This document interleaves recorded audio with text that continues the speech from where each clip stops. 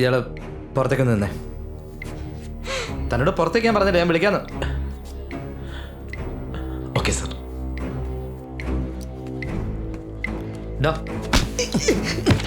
പറയടാ.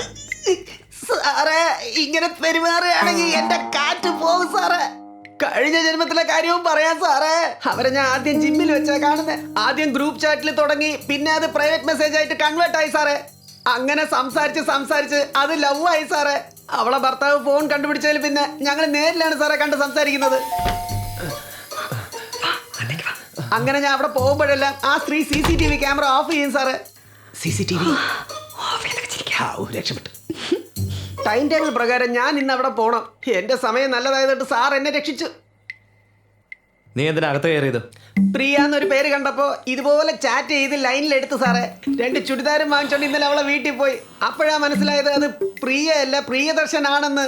അയാൾ അവളുടെ ഭർത്താവായിരുന്നു സാറേ.